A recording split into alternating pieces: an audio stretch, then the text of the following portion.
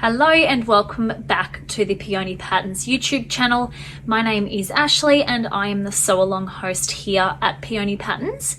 So today we are going to be sewing the Yarrow dress together. So Yarrow is a wrap style dress that can be sewn sleeveless, with flutter sleeves or with mid-length sleeves featuring sweet little ties. It also features a full or a partial neck ruffle, and there are two different skirt options, a ruffled or a simple skirt. So I will be showing the construction of all of the different variations within this video today, but there will be timestamps on the screen. So if you are only wanting to watch the parts for the particular version that you are making, you can skip through to those sections. If you are yet to purchase the Yarrow pattern, I will pop a link in the description box below where you can go ahead and purchase the pattern ready to begin sewing. So let's jump straight in and begin sewing our Yarrow dresses. So here are all of my pattern pieces cut for my first Yarrow dress.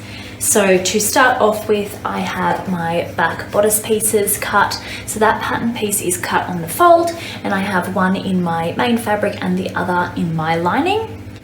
Then I have my front bodice pieces, so they are cut as a mirrored image of each other, and I have two in my main fabric and two in my lining as well. I also have 8 dress tie pieces cut, so I have chosen to do 4 of those in my main fabric and the other 4 in my lining fabric. Then for my neck ruffle, I have decided for this one to do the full neck ruffle. So I have cut 2 of the front full neck ruffle pieces. They are cut as a mirrored image of each other. Then also for the full neck ruffle, you will also need one back full neck ruffle piece, and that piece is cut on the fold. Then for my skirt, I've decided for this one just to do the simple skirt. So I have my back skirt piece cut and then 2 front skirt pieces cut as well. And you will notice that there aren't any actual pattern pieces to print for these skirts, and that is because the measurements and the cutting charts for these skirt pieces are on pages 13 and 14. So 13 if you're doing the simple skirt version, and then page 14 if you are doing the ruffled skirt version. So that is everything that I have ready to go for my first Yarrow. For my second Yarrow, this one is going to have a ruffled skirt and flutter sleeves, as well as a full neck ruffle again. So I have my back bodices cut again, so 2 of those cut on the fold, one in my main fabric and the other in my lining. I then have my 8 dress ties cut, so once again I've cut 4 of those in my main fabric and 4 in my lining. Then I have my full neck ruffles cut, so I have 2 front full neck ruffle pieces cut and then 1 of the back full neck ruffle pieces cut, and that is cut on the fold, and the 2 front ones are cut as mirrored images of each other. Then I have my 4 front bodice pieces cut, so 2 of those in my main fabric and 2 in my lining, and they are cut as mirrored images of each other. Then I have my 2 flutter sleeves cut, so they are cut on the fold. Then finally for my skirt, I have cut, as I mentioned, the ruffled skirt, so they are slightly shorter. And so I have cut my back skirt piece and then my 2 front skirt pieces. And then I have all of my pieces cut ready for my ruffles. So I have 2 cut for my back skirt and then 4 for my front, just following the measurements in the cutting chart on page 14 for the ruffled skirt version. And so that is everything cut and prepared for my second Yarrow. For my final Yarrow, I'm going to make this one with sleeves and also the partial neck ruffle. So to start off with, I have my back bodices cut on the fold. So I have 1 in my main fabric and 1 underneath in my lining. I then have my front bodice pieces cut, so I have 4 of those, 2 in my main fabric and 2 in my lining. I also have my dress ties cut, and once again I've cut 4 of those in my main fabric and chosen to cut 4 in my lining. Then for my neck ruffle, as I mentioned, I have chosen to do the partial neck ruffle this time. So I have cut that pattern piece out, and that is cut on the fold. Then for my sleeves, I have cut 2 of the sleeve pieces on the fold. Then also 2 of the sleeve facing pieces on the fold, so I've chosen to cut those in my lining fabric.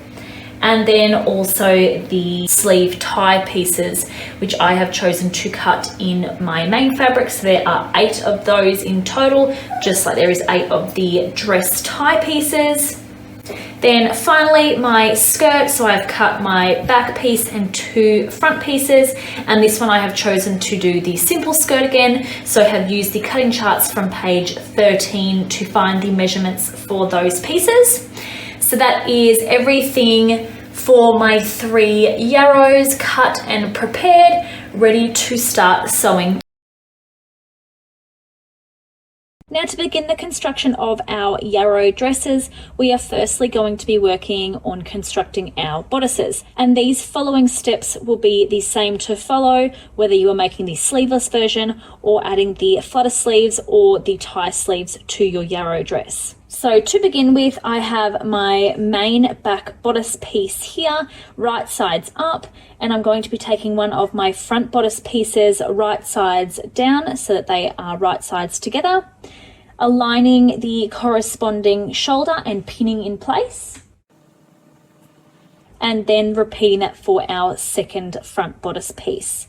So placing that right sides together and aligning the shoulders together, then pinning in place. Once pinned, we are now going to head to the sewing machine using a 1/2 inch seam allowance to sew where we have pinned. Once sewn, we are now going to open our front bodices away from our back bodice and now press these seams open and flat.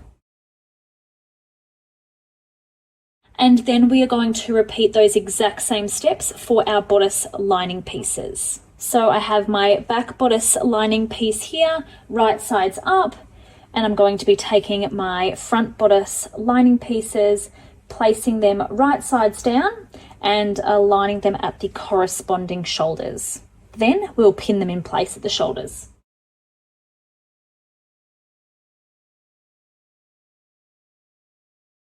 Once pinned, we are now going to head back to the sewing machine using a 1/2 inch seam allowance again to attach our front and back bodice lining pieces together at the shoulders where we have pinned. Then once sewn, we will follow the steps as we did on our main bodice pieces by opening our front and back bodice pieces away from each other and then pressing the shoulder seams here open and flat.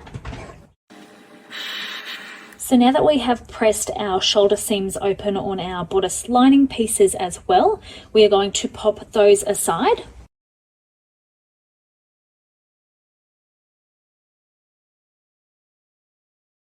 And we are now going to be working on our ruffled neckline. So firstly, I will be showing the steps on how to create the full neck ruffle. So for the full neck ruffle, I have my 3 full neck ruffle pieces here, 1 back piece and then my 2 front pieces.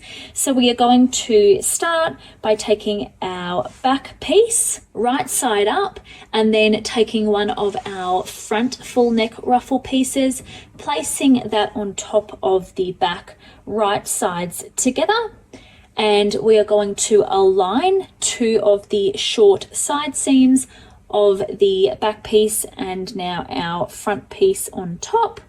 We are then going to pin along there and just moving that front piece out of the way. We are now going to take our second front piece and repeat the exact same step on the opposite end of our back piece. So popping that down right sides together and also aligning these short raw edges here and then pinning those in place. Then we are going to head to the sewing machine to attach our 2 front full neck ruffle pieces to our back piece using a 1/2 inch seam allowance where we have pinned. Once sewn, we are now going to take those seams that we have just created and open those up and press them flat. Next, taking our ruffle wrong sides together, we are going to be folding it in half lengthwise and pressing.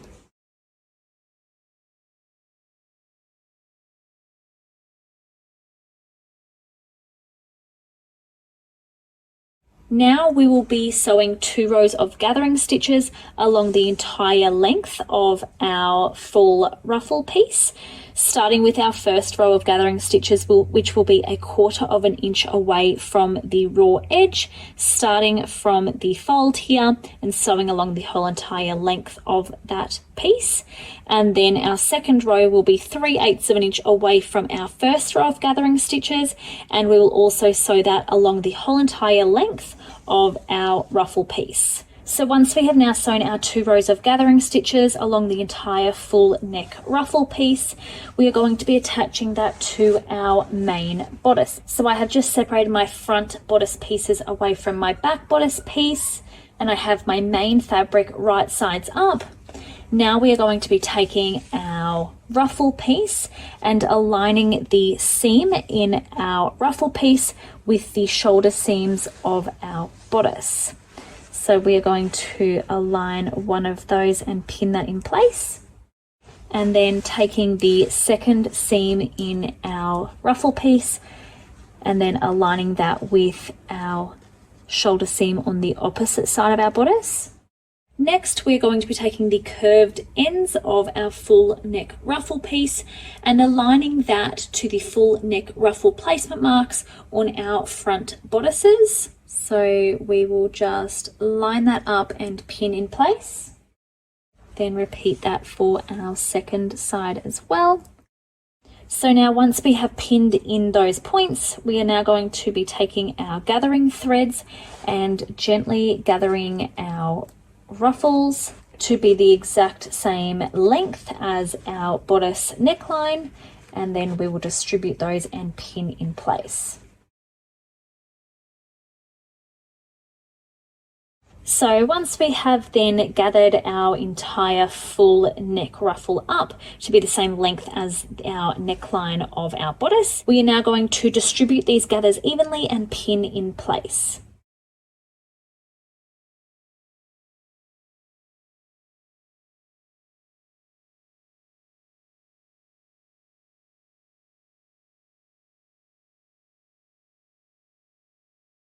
Now once we have distributed those gathers evenly and have completely pinned it onto our neckline, we are now going to head to the sewing machine using 1/4 of an inch seam allowance to baste that neck ruffle in place.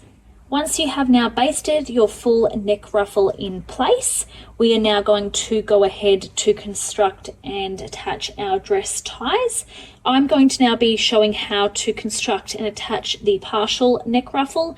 So if you would like to skip ahead to constructing those dress ties, you can now skip to the timestamp shown on the screen now.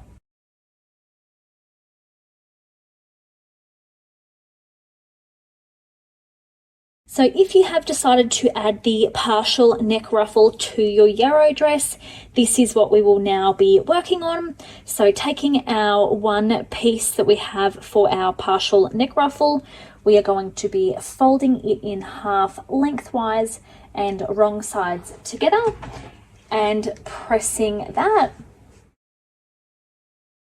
Once pressed, we are now going to head to the sewing machine to sew 2 rows of gathering stitches along the entire ruffle piece. So starting at one of the curved ends here on the fold, we will be folding our first row of gathering stitches 1/4 of an inch away from this raw edge, and then we will be sewing the second row 3/8 of an inch away from that first initial row. So once we have now done our 2 rows of gathering stitches on our partial neck ruffle piece, we are now going to be bringing back our main bodice pieces. So I have separated my front bodice pieces away from my back bodice piece. Now we want to make sure at this stage that all of the notches that we would have marked when cutting our pattern pieces out are all still there. So we want to make sure that the center back of our bodice is marked. So I have used an erasable marker to mark that point, and then we want to also make sure that we have the partial ruffle placement marks marked as well. So I have both of mine marked on my front bodice pieces. So the next step is to make sure that we have marked the center of our partial neck ruffle piece as well.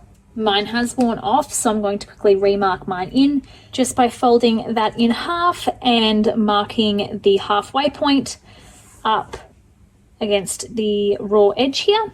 Now we will be attaching our partial neck ruffle to our bodice by firstly aligning our raw edges, making sure that our fabrics are right sides together, and aligning up the center back point of our bodice to the center of our partial neck ruffle there. So popping a pin in there, and then now aligning these curved ends with the partial neck ruffle placement marks, which are marked on our front bodice piece. So pinning that as well, and then doing the exact same on the opposite side.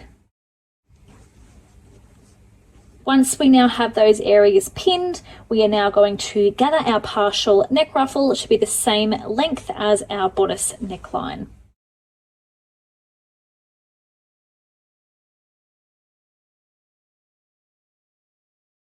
So once we have now gathered that, we are then going to distribute the gathers evenly in between these pinned areas and continue pinning that in place.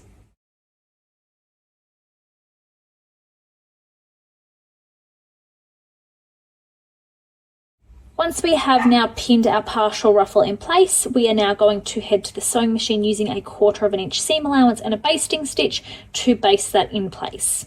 Once you have then basted your partial ruffle in place, we are going to pop our bodice aside, ready to now work on our dress ties.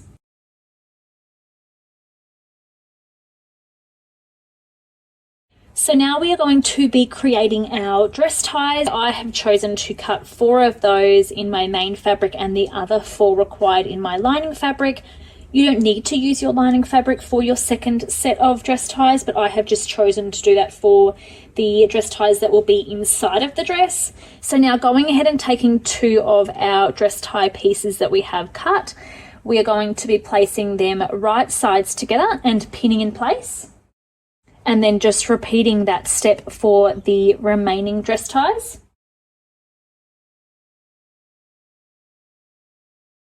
So now we'll be heading to the sewing machine using a 1/2 inch seam allowance to sew around the curved edges and the long straight edges on our dress ties, making sure to not sew along this bottom short edge. You may find it helpful here to draw the stitch line on. So for example, I've just gone ahead and done one of mine to show you as an example. So just taking into account the 1/2 inch seam allowance, I have just drawn a stitch line in that I will now follow when sewing. That may just help the accuracy when sewing on the curved edges and reaching that point. Either way, we'll now be going ahead to sew all 4 of these dress ties together with a 1/2 inch seam allowance. Now that we have sewn our dress ties together, we will now be trimming these seam allowances down to a 1/4 inch and clipping the point of the tie, making sure to not trim down this short straight edge that we have left unsewn. So I'm going to clip the pointed edge of each of these dress ties, making sure to not clip through stitching. Then to trim down the seam allowance, I am just going to use a pair of pinking shears. If you don't have pinking shears, you can just use regular sewing scissors, but I'm going to quickly just go in with my pinking shears to trim mine down.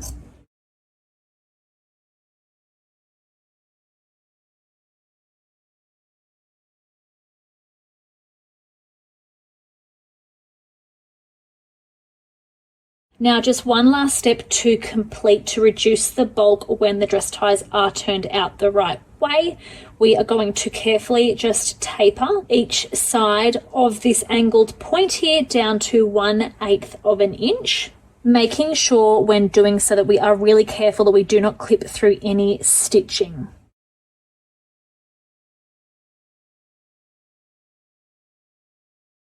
So once you have completed all of those steps, this is now what your dress ties should look like. So your seam allowance will be trimmed, and you would have also clipped and just tapered down around the point there. Now we are going to be turning our dress ties out the right way.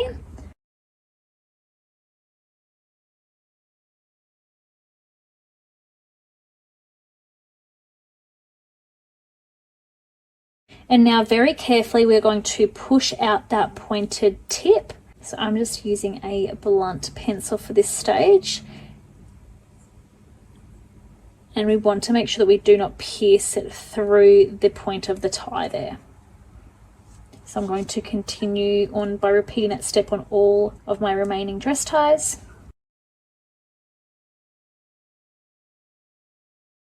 So once we have now turned our dress ties out the right way and have carefully pushed that pointed corner out on each of them, we are now going to give them a good press.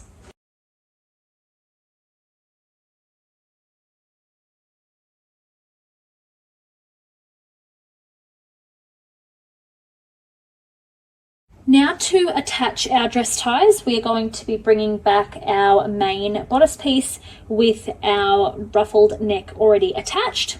So the next few steps are the exact same for both neck ruffle versions, but just for the purpose of the tutorial, I will be using the one that I'm making with the partial ruffled neck. So now separating our front bodice pieces away from our back bodice piece and opening those out.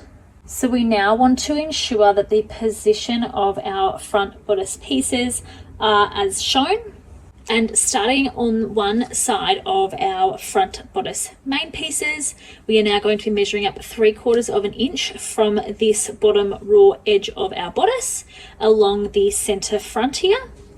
So now just using an air erasable marker, I am just marking where 3/4 of an inch is up from this bottom raw edge along the center front here. We are then going to repeat that on our second front bodice piece. Then on the right hand side of our front bodice main piece, we are going to be measuring up 3/4 of an inch up from the bottom raw edge on the opposite side along the side edge of our bodice. So just measuring 3/4 of an inch up again and popping a mark there. So we now have a total of 3 placement marks on our main front bodice pieces here. So 2 of those are 3/4 of an inch away from the bottom raw edge on both of our center front pieces. And then our third one is on our right hand side front bodice piece on the side edge, also 3/4 of an inch up from the bottom raw edge. So now we are going to bring back 3 of our dress ties that we have already created, ready to now attach those. So for Yarrow, the left side of your front bodice piece will overlap over your right. So for me, where I have chosen to use my lining fabric for some of my dress ties, I'm going to be placing that on my right hand side of my bodice to ensure that that is then enclosed inside of the dress. So we will now be aligning the long straight edge of our dress ties with that marking that we have just created. So the dress tie is sitting just on top of that marking, making sure to also align the raw edges. Then taking another tie, making sure to also be placing them right sides together. Going to be aligning the raw edges of my dress tie with the raw edges of my center front bodice here. And then the very last dress tie that we have ready to go for now will be being positioned on the right hand side of our bodice at the side edge here, making sure to once again align the short raw edges with the side edge. Now using a 3/8 of an inch seam allowance, we are going to be basting all 3 of those ties in place. So I've now just basted those dress ties in place. So our fourth and last dress tie will now be attached to our lining pieces. So bringing back my bodice lining pieces right sides up and just separating the front bodice pieces away from the back bodice again. Now once again on the right hand side of our front bodice lining piece now, we are now going to be measuring 3/4 of an inch up from the bottom raw edge here. So now just measuring up 3/4 of an inch from that bottom raw edge and making a mark with an air erasable pen. Now taking our last dress tie, placing it right sides together with our lining fabric and aligning the bottom long edge of that tie with the marking that we just created, which is 3/4 of an inch up from this bottom raw edge.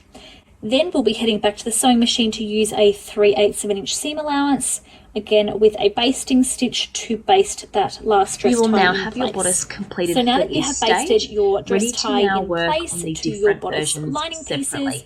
So we'll be firstly completing the sleeveless version, then the flutter sleeve, and then the beautiful little tie-up sleeves.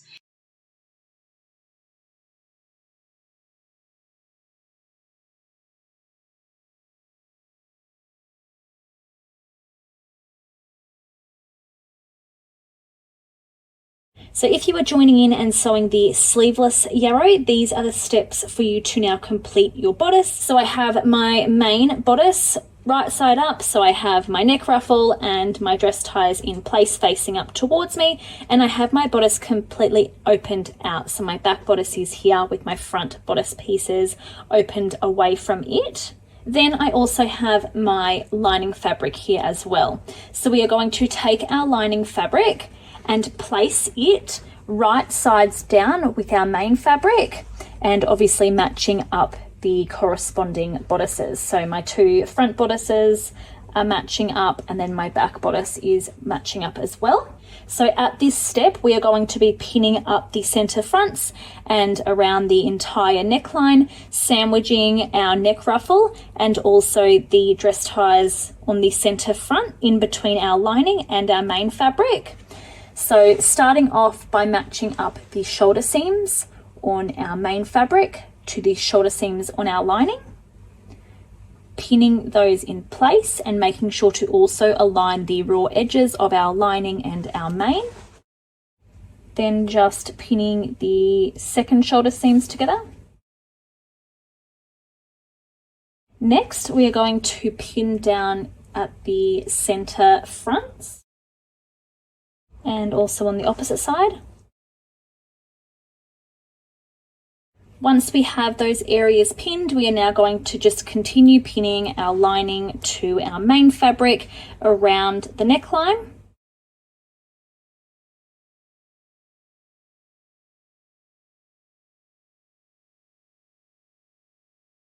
Once completely pinned, we're now going to head to the sewing machine to use a 1/2 inch seam allowance to sew up our center fronts and around our entire neckline. Once we've sewn around the neckline, we are now going to trim and clip the corners and the curves around the neckline. So starting off, we are going to be clipping the corners at our center front, so on our front bodices, by just gently and really carefully clipping up, just clipping up close to your stitching, like so. Then we are going to be trimming and clipping our seam allowance, so trimming our seam allowance down to 1/4 of an inch.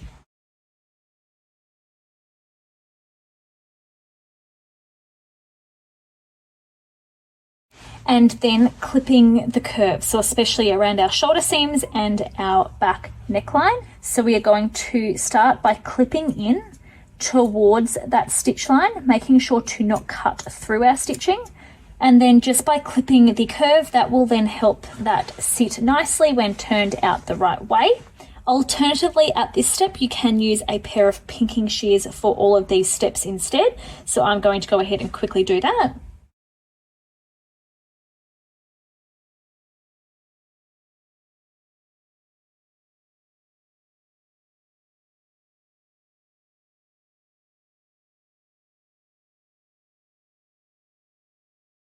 So once we have then finished trimming around our neckline, we are then going to be pinning our arms eyes together. So making sure that our fabrics are still remaining right sides together. We'll be taking our main fabric and aligning the raw edges of that along our arms eye to our lining fabric. And as usual, I like to start off by aligning my shoulder seams and pinning there first. Then just continuing down to the bottom of the arms eyes.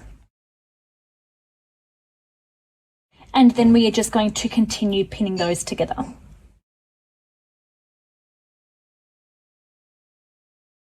So that is one arm's eye now pinned. We are now going to repeat those steps for the opposite side. So aligning our shoulder seams and making sure that our raw edges are also aligning up as well.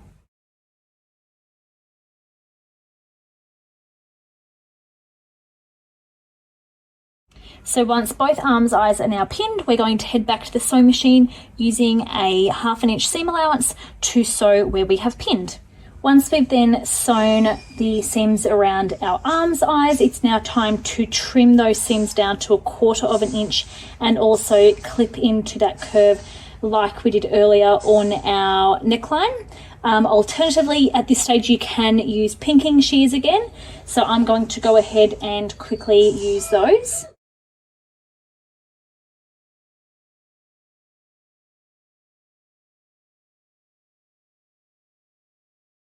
Once we have clipped both of those seams, it's now time to turn our bodice out the right way by pulling our front bodice gently through the shoulder towards the back.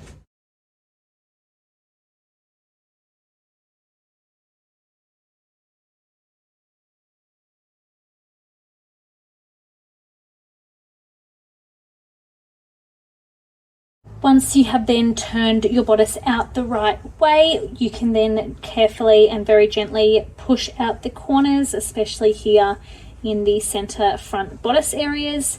You can also remove any visible gathering stitches in your neck ruffle, and then we are going to give our bodice a really good press.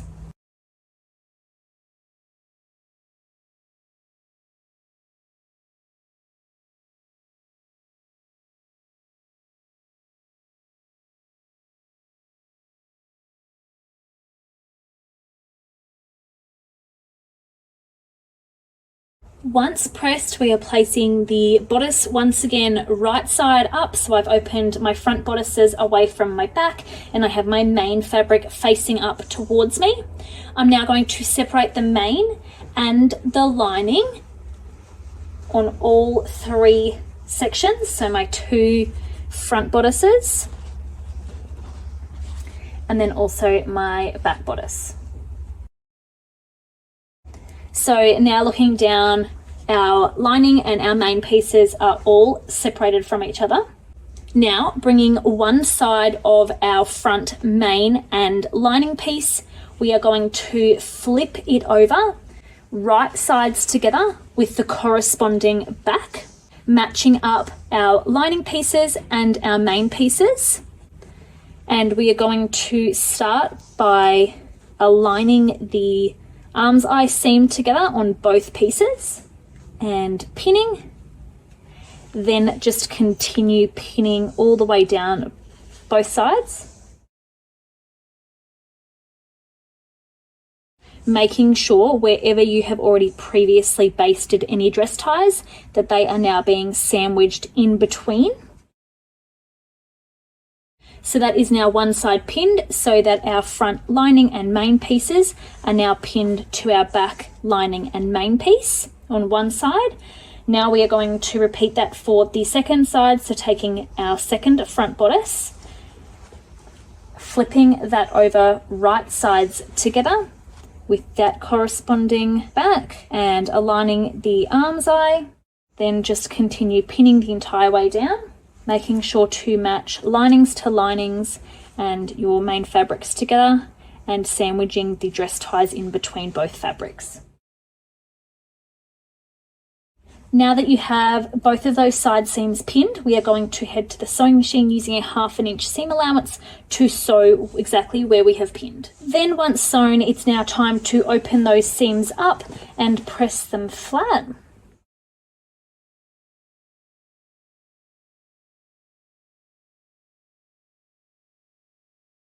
Then once we've pressed those, we will now turn our bodice back out the right way and give it another press.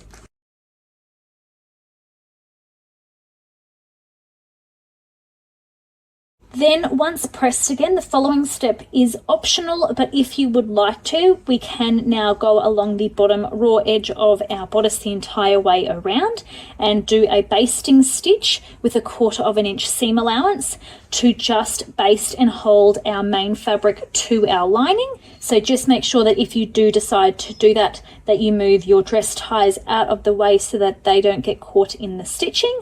I will go ahead and do that now and come back to show you exactly what that looks like. And so if you have decided to go ahead with that basting stitch along the entire bottom raw edge of your bodice, now that will hold your main fabric and your lining together.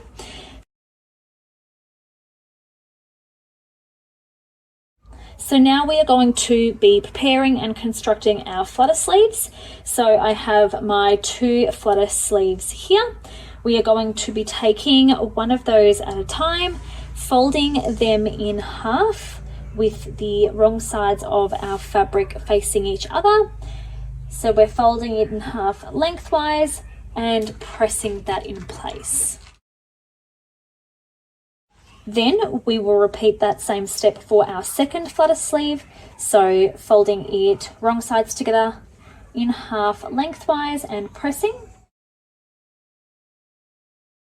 Once folded and pressed, we're now going to head to the sewing machine to use a gathering stitch to gather along the long raw curved edge of both of our flutter sleeves. So firstly, using a 1/4 inch seam allowance to complete the first row of gathering stitches, and then the second row will be 3/8 of an inch away from our first row. Once we have sewn our 2 rows of gathering stitches in both of our flutter sleeves, we now want to locate the center point of both of our flutter sleeves. So just by folding them in half and using an air erasable marker or a pin, just popping a mark in at the halfway point. Then bringing back our main bodice piece and laying that out flat and opened up. We are now going to be taking one of our flutter sleeves and now gathering that up to fit between our flutter placement marks on our arm's eye. So these markings were shown on the pattern when printed, and I've just used an air erasable pen to mark those out on my fabric. So now I'll just go ahead and gather my flutter sleeve up to fit between those notches.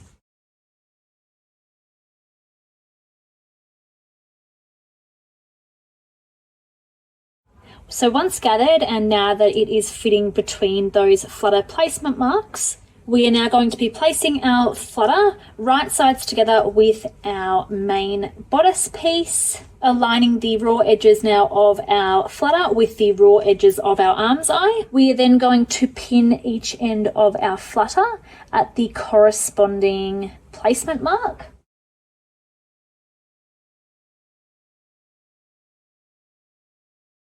Then match the center point of our flutter that we just marked out before with the shoulder seam of the bodice and pin in place there as well. Then we are going to distribute the gathers evenly and continue pinning between those 3 areas that we have already pinned.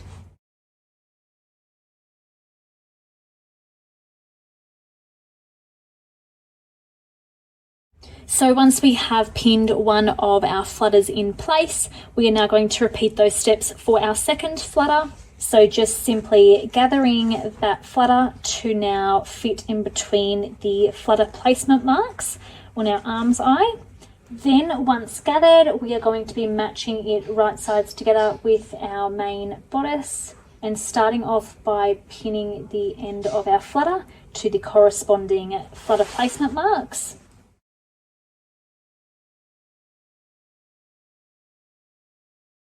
Then finding the center point of our flutter that we marked out earlier and matching that up with the shoulder seam of our bodice. Then just continuing by distributing the gathers evenly in between those points and pinning the remainder of the flutter in place.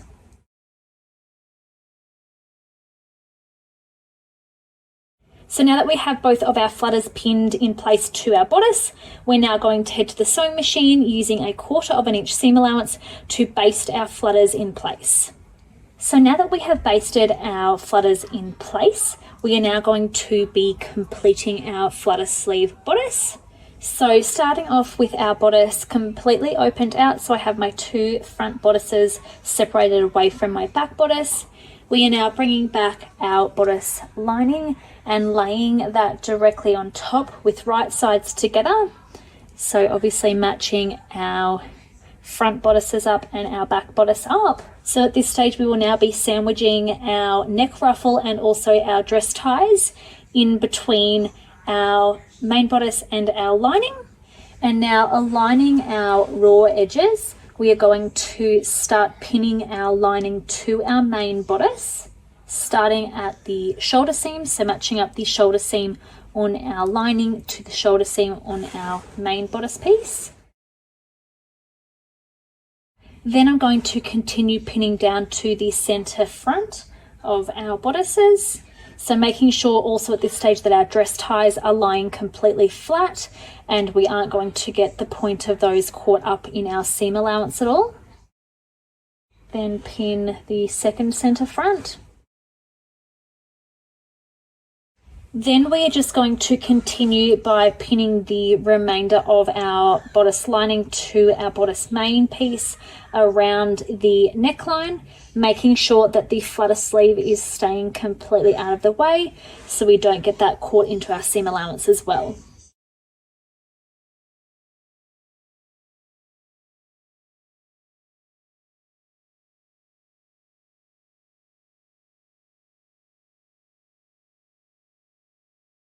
So once we have completely pinned the entire way around the neckline and down the center fronts, we are now going to head to the sewing machine using a 1/2 inch seam allowance to sew exactly where we have pinned.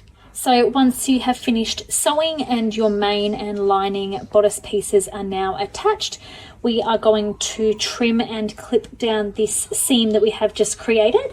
So starting off by clipping the corners down on our center front bodice pieces, so making sure to not cut through any stitching, but just clipping those so that when turned out the right way, they sit really nice and flat. And then you want to go ahead and trim the seam allowance down to 1/4 inch and clip the curves. Alternatively, you can use a pair of pinking shears. If you don't have pinking shears, basically you will just be trimming this seam that we just created down to 1/4 inch. And then clipping the curves, so especially around the back of the neckline. So in there, just doing small cuts in towards your stitch line, making sure to not go too far that you cut through your stitching though. That will allow that seam to turn nice and freely. As I mentioned though, if you do have a pair of pinking shears, you can definitely use those instead. So I'm going to go ahead and complete trimming mine down with my pinking shears.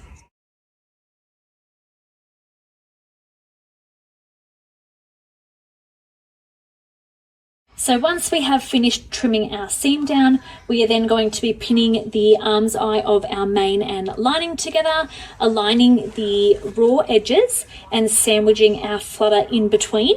So I like to start off by aligning my shoulder seams of my lining and my main together and starting off by pinning there, then match them up and pin down towards the side edge and then on the other side as well. So once I have then those 3 points pinned, so my shoulder seams together and then at the very end of the arm's eye at the side edges, I'm then going to continue pinning between those pins. And then once pinned, we're going to repeat those exact same steps for our second arm's eye as well. So just aligning the raw edge of our lining to the raw edge of our main fabric, sandwiching our flutter in between, and starting off at the shoulder seam, we'll start pinning there.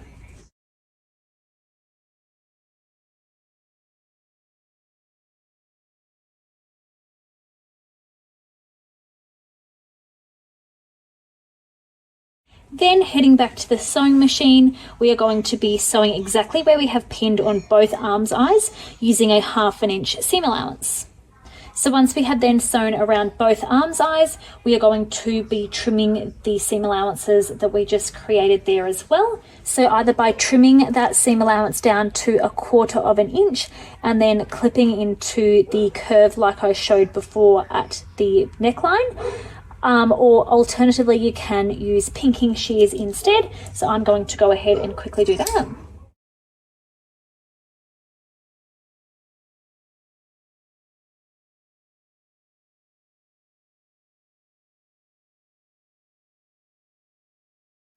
Now that both arms eye seams have been trimmed, we are now going to turn our bodice out the right way by gently pulling our front bodice through the shoulders and towards the back.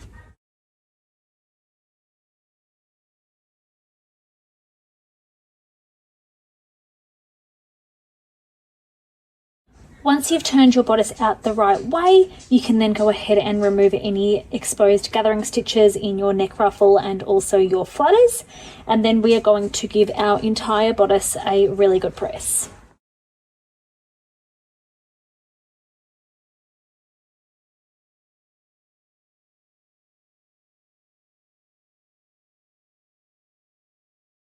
Once pressed, we are now going to open back our bodice up so it is completely opened out and flat. We are then going to separate our main from our lining pieces, like so. Then bringing one side of the front main and lining pieces up and over onto the corresponding back main and lining bodice pieces. Now we are going to be aligning the raw edges together and matching up the arms eye seams first. So I like to pin that point, then continue pinning.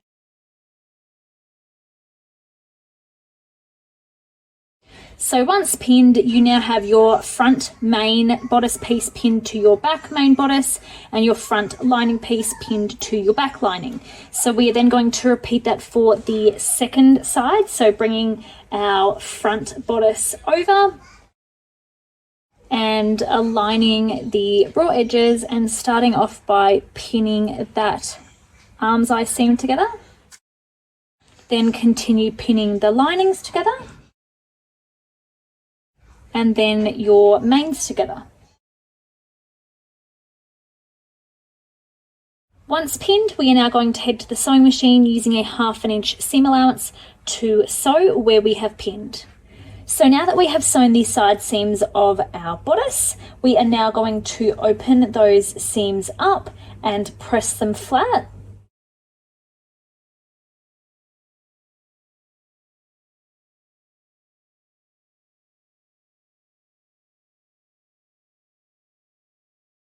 Once we've then pressed our side seams, we are going to turn our bodice back out the right way and give it another press.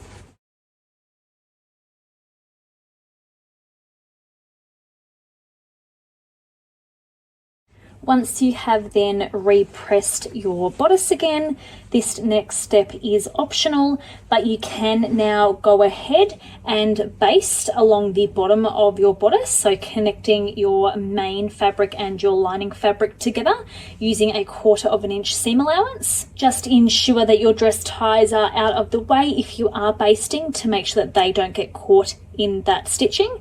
I will go ahead and baste mine now to show you what that will look like if you do decide to go ahead and do that step as well. So if you do decide to go ahead and baste along the bottom edge of your bodice, this is what it will now look like. So I've run a basting stitch 1/4 inch along the entire bottom raw edge of the bodice, which now holds our lining and our main fabric together. And just make sure to align those raw edges and to keep your dress ties completely out of the way to ensure they don't get caught up.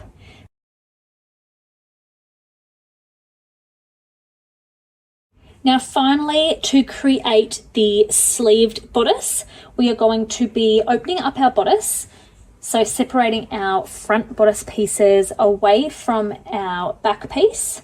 Now placing that right sides up, we are then going to take our lining piece and place it so that the right sides of our fabrics are facing each other, and obviously matching them up to their corresponding pieces. So both of the front bodice pieces are matching up with the front bodices, and then our back bodice is matching up with the back bodice main piece. Now we will be sewing around our entire necklines and also down the center fronts, sandwiching our ruffle in between. So taking our main and lining pieces, we are going to start by aligning up the shoulder seams and pinning there. Then repeating that for our second set of shoulder seams, and making sure to also align the raw edges of our lining with the raw edges of our main fabric as we're pinning. And so once you have both of those areas pinned, I like to then go ahead and align the lining to my main fabric down at the center fronts and pin down there as well, also making sure to enclose and sandwich our dress ties in between as well.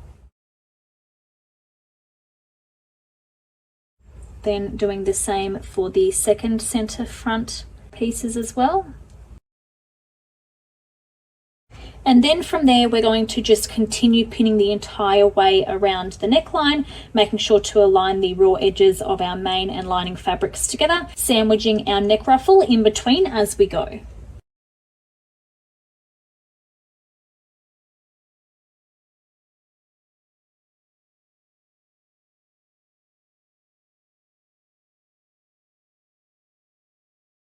So once we now have our entire neckline pinned, we're going to head to the sewing machine using a 1/2 inch seam allowance to now stitch around that area. Once sewn, we are now going to trim this seam allowance that we just created down to 1/4 inch, and also clip the corners and clip into the curve and around the shoulder seams to ensure that when turned out the right way, they sit really nice and flat. So to start off with, I'm going to clip the corners on our front bodices. So making sure to clip close to your stitching, but not too close that you cut through it. Then repeat that for the second side. And now trimming that seam allowance down to 1/4 inch.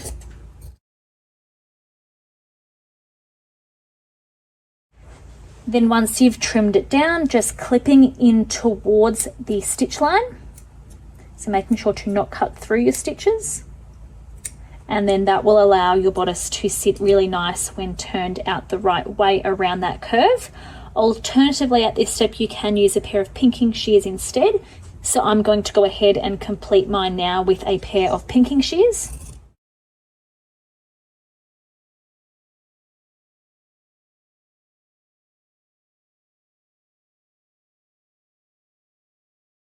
Then we are going to turn our bodice out the right way, so have our wrong sides of our fabrics now together, and carefully just push the corners out. And now we are going to remove any exposed gathering stitches in our neck ruffle and then give our bodice a really good press.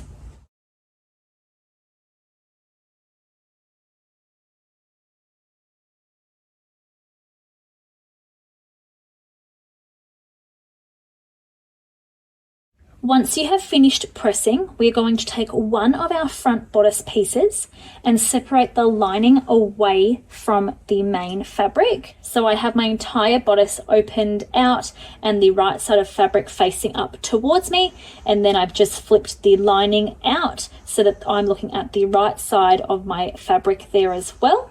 Now taking the back bodice and bringing over the corresponding side to that front bodice that we have just opened up, we are going to match our main fabrics together, so our front bodice main and our back bodice main, and then moving the back bodice lining out of the way as well.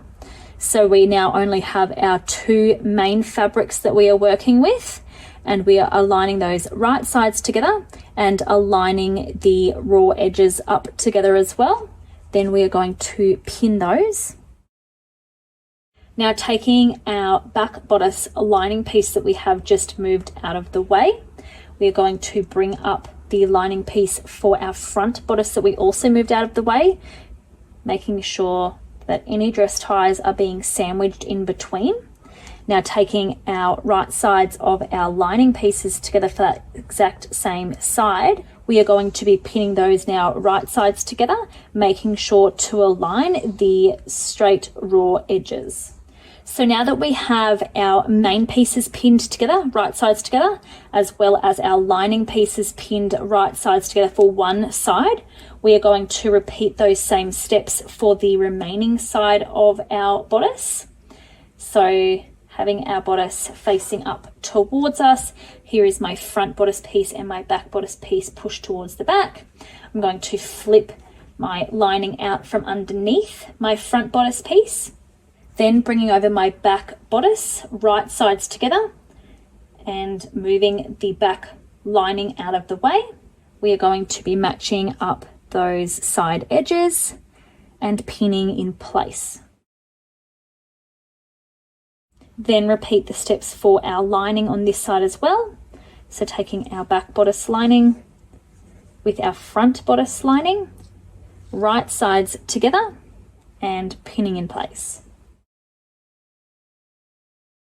So now that we have all four sides pinned, we are going to head to the sewing machine and use a 1/2 inch seam allowance to sew each of those. Once we have completed sewing those four seams, we are now going to open each of those up and press them flat.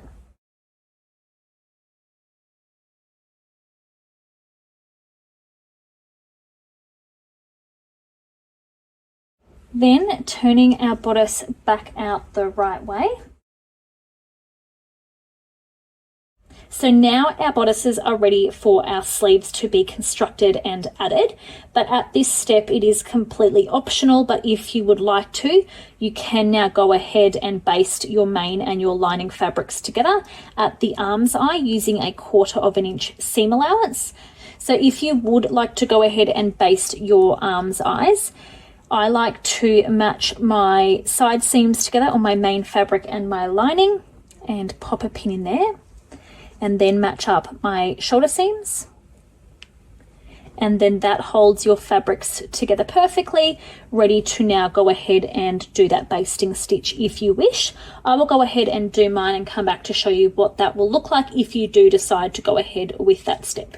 So if you have decided to go ahead and baste your arm's eyes, this is what it will now look like. So as I said, it's completely optional, but it does just assist in keeping the fabrics where they need to be and in position when doing our next steps of attaching our sleeves. So now we can pop our bodices aside, ready to construct our sleeves. Now, before we actually begin constructing our sleeves, we need to make sure that all of the placement marks have been transferred onto the sleeve. So I have used air erasable marker, and it's probably best to see it from the wrong side of my sleeve. So we need to make sure that the sleeve tie placement marks are in place, as well as our center notch and the gathering notches on the top raw edge of our sleeve. So once you have ensured that you have all of those marked out, using an overlocker or a zigzag stitch, we are going to be finishing the two raw side edges on our sleeve pieces, making sure to not remove any fabric when doing so. So once you have finished the two side raw edges on both of your sleeve pieces, this is what it will now look like. So now popping those aside and bringing in our sleeve facing pieces, using an overlocker or a zigzag stitch again, we are now going to be finishing the long top raw edge as well as the short side edges of both of our sleeve facings. So once you have also finished those three edges on your sleeve facings, this is what they will now look like. So the overlocked or zigzagged edges are these three here. So we are now going to pop these sleeve facings aside as well, And now we will be creating our sleeve ties. So just like the dress ties that we have already created for our yarrows, we have 8 of these, and we are simply going to just take 2, place them right sides together and pin, and then continue doing that until we've used all of our sleeve ties up. So we'll have 4 sets.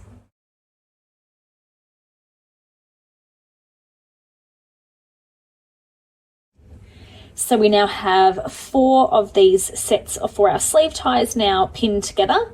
So now using a 1/2 inch seam allowance, we are going to be sewing up the long curved edges to the point and then sewing back down, making sure to leave the short raw edges unstitched. If you find it helpful, again, you can draw in your 1/2 inch stitch line to follow when stitching, if that makes it easier to follow that curve. So now that we have sewn around all 4 of our sleeve ties, making sure to leave this short end unsewn, we are now going to be trimming the seam allowance down to 1/4 inch and clipping the point just like we did with our dress ties. So starting off by clipping the point and then trimming the seam allowance down to 1/4 inch, or alternatively you can use pinking shears. Then just carefully tapering each side of the angled point down to 1/8 inch, ensuring to not cut through any of your stitching. So that is now the seam allowance of one of our sleeve ties trimmed down. We are going to repeat those steps for all 3 of our remaining sleeve ties.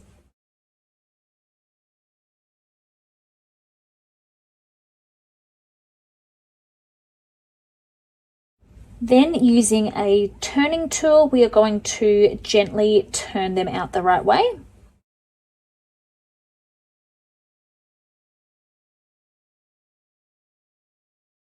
Now that all 4 of them are turned out the right way, we are now going to gently push the pointed tip out.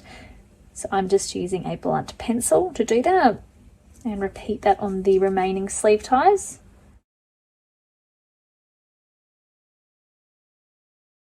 And then we are going to give each of them a press.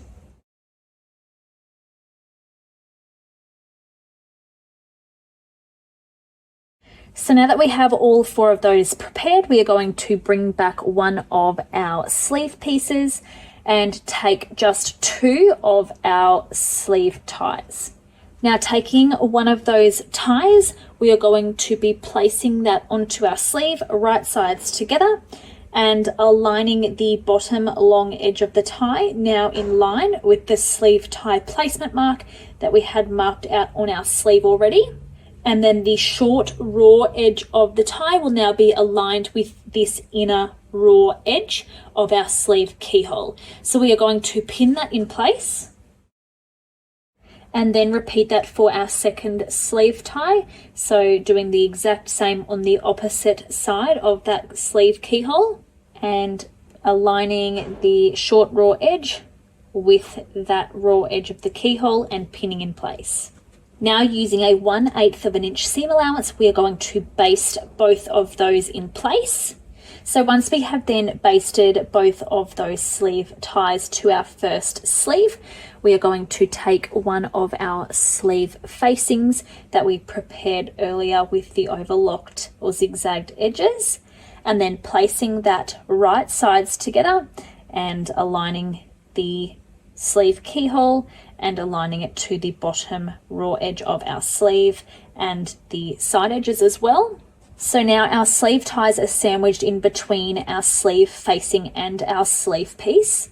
So just popping a few pins in now to keep the sleeve facing in the right position. We are now going to head to the sewing machine to use a 1/4 inch seam allowance to sew around the keyhole. You may find it also helpful to reduce your stitch length on your sewing machine when going around this small curve. So once you have then sewn around the sleeve keyhole, we are now carefully going to be clipping the inner curve of the keyhole, making sure to not clip through our stitching. And we also do not want to trim the seam allowance down at this stage. So we are simply just clipping in towards that stitching.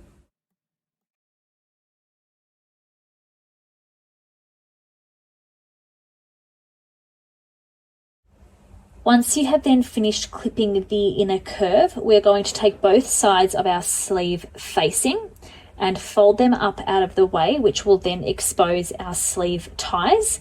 Now for the next step, we want to ensure that they do not get caught in our seam.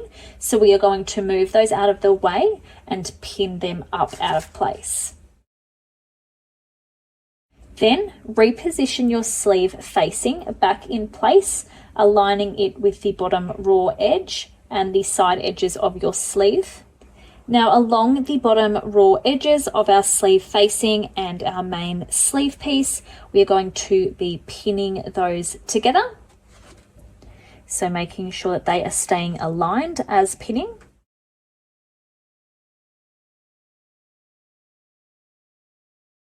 Then using a 1/2 inch seam allowance, we are going to sew along the bottom raw edges of our sleeve exactly where we have pinned. So once you have now done that, we are going to be clipping the inner corners where the bottom of our keyhole begins on both sides, making sure to not clip through any stitching. And then we are going to trim the seam allowance down to 1/4 inch. Alternatively, pinking shears can also be used at this step as well. Now removing those pins where we secured our sleeve ties in place, we are going to flip our facing out the right way, so flipping it over now towards the wrong side of our sleeve fabric and just gently pushing the corners of the keyhole out. And then just gently tug on both of your sleeve ties to ensure that the facing around the keyhole there has been turned out completely.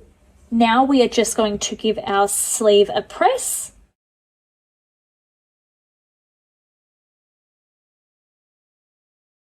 So this is now what your sleeve will look like from the right side and then from the wrong side.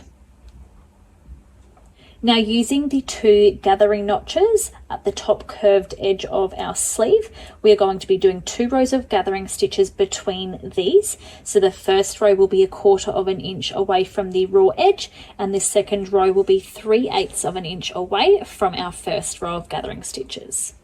Once you have then done your 2 rows of gathering stitches at the top raw curved edge of your sleeve, we are now going to separate our sleeve facing away from our main fabric, so flipping it out from underneath. So we are now looking at the right side of both of our sleeve facing and our main fabrics. Now taking the sleeve and folding it in half vertically, right sides together, and aligning the finished side edges. We are going to begin pinning those. Firstly, making sure that we align the seams where our sleeve piece meets our sleeve facing. So it's really important to get those matching up perfectly. So I like to start pinning there and then just continue pinning up both ends from there.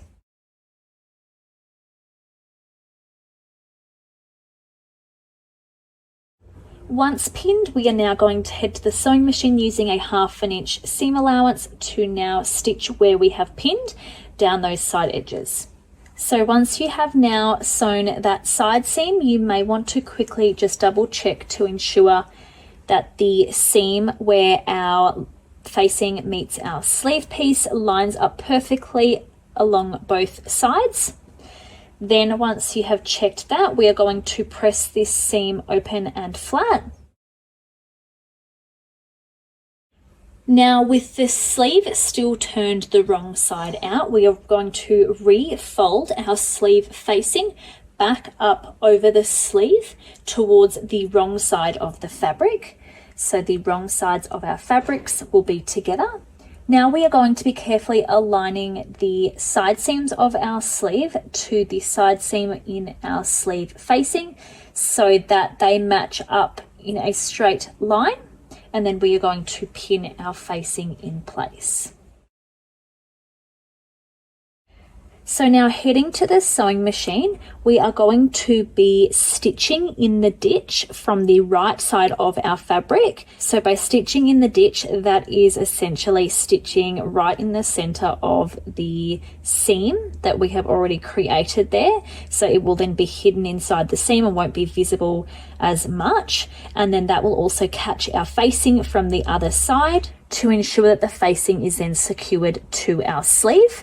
When stitching in the ditch, make sure to back stitch at the beginning and end, and also start stitching right from the bottom folded edge of the sleeve all the way up until where the facing finishes. You may find it also helpful to stitch with the sleeve still facing the wrong side out. It is personal preference, but definitely try that if you are having a bit of trouble trying to get the sleeve onto the sewing machine in the correct position. So once you have finished now stitching in the ditch, you can remove your pins and that sleeve facing is now secured. So if you look closely from the right side, you can see just a bit of stitching going down that seam, which has now attached our facing to our sleeve. Now heading back to the sewing machine using a 1/8 of an inch seam allowance, we are going to be top stitching along the entire bottom folded edge of our sleeve and around our keyhole as well. So I will go ahead and do mine and come back to show you exactly what that will look like when done. Once top stitched, this is what it will now look like. So I have top stitched along the entire bottom folded edge of my sleeve and then around the keyhole. So then once we have done that, we are going to gather the cap of our sleeve.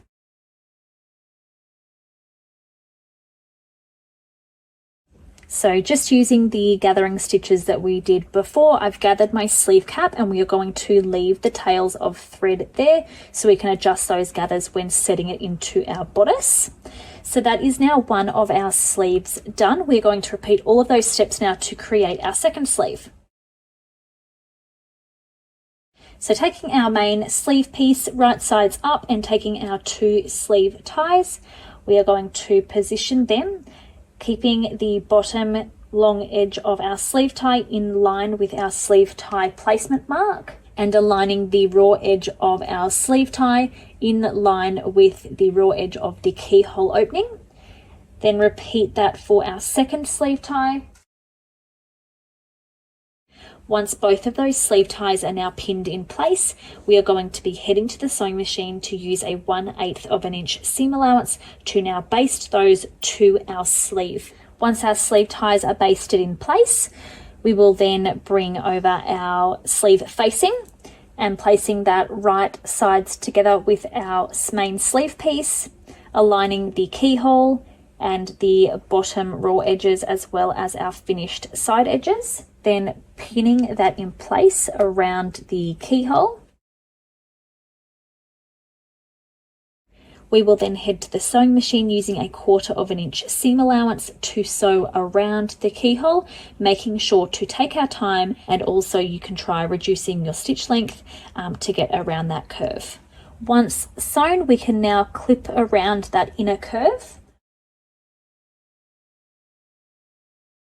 Then moving our sleeve facing out of the way on both sides, we are then going to just move our sleeve ties out of the way and pin them out of the way for when we now sew along the bottom of our sleeve. Then reposition our sleeve facing back down so that it is now aligning up with the bottom raw edge of our sleeve and our side edges. And we are now going to pin along the bottom raw edges of our sleeve and our sleeve facing.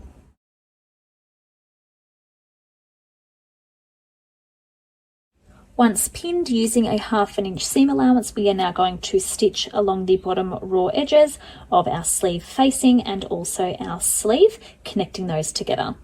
Once sewn, it's now time to clip the 2 inner corners where the keyhole begins. So just making sure we don't clip through any stitching when doing so. And then trimming that seam allowance down to a 1/4 of an inch, or alternatively using a pair of pinking shears.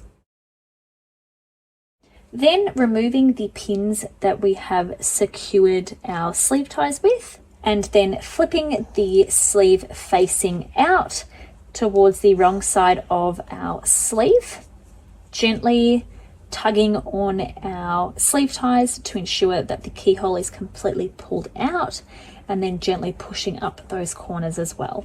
Once it's all turned out, we are then going to press our sleeve. Then heading back to the sewing machine, using our gathering notches as our guides, we are going to be doing 2 rows of gathering stitches between those. The first row will be 1/4 of an inch away from this top raw edge, and the second row will be 3/8 of an inch away from our first row of gathering stitches. Once we have done our 2 rows of gathering stitches, we are then going to separate our sleeve facing away from our main sleeve piece. So we are now looking at the right sides of fabric for our main sleeve piece as well as our facing. Then taking our sleeve and folding it in half vertically with the right sides of fabric together and aligning the finished side edges. We are then going to pin those together, but making sure to start from our seam where our sleeve main meets our sleeve facing. So they must line up perfectly. So I start pinning from there and then work my way down both sides by continuing to pin. Once pinned, we are then going to head to the sewing machine using 1/2 inch seam allowance to now create our sleeve side seam. Once sewn, just quickly double check to make sure that the seam where our sleeve meets our sleeve facing is perfectly lining up before continuing on to the next step. Then once you have double checked that, we are then going to press this seam open. Then with the sleeve still wrong side out, just taking that sleeve facing, folding it up towards the wrong side of the sleeve, and then aligning the side seam on our facing with the side seam in our sleeve and pinning. Now heading back to the sewing machine, making sure to work from the right side of our fabric, we are going to be stitching in the ditch of this side seam of our sleeve to now secure our facing to our sleeve piece, making sure to begin right from the bottom folded edge of the sleeve all the way up until the top of the facing. Once you have then finished stitching in the ditch and securing your facing to your sleeve, we are then going to top stitch around the entire bottom edge of our sleeve and also around that keyhole. Once the entire bottom edge of our sleeve is completely top stitched, we are then going to take our gathering threads and gather the sleeve cap, making sure to leave the tails of thread so that we can adjust those gathers shortly. So that is now our second sleeve completed as well, ready to now attach those to our bodice. So I now have my bodice back with one of my sleeves. Now to attach one of our sleeves into our bodice, we are going to turn the bodice wrong sides out. And keeping our sleeve the right side out, we are going to insert our sleeve into the arm's eye, aligning the sleeve seam with the side seam of our bodice so that they are now right sides together, and pop a pin in there. Then find your center notch that you marked out earlier on the top of your sleeve and align that with the shoulder seam on your bodice. Pin that in place as well.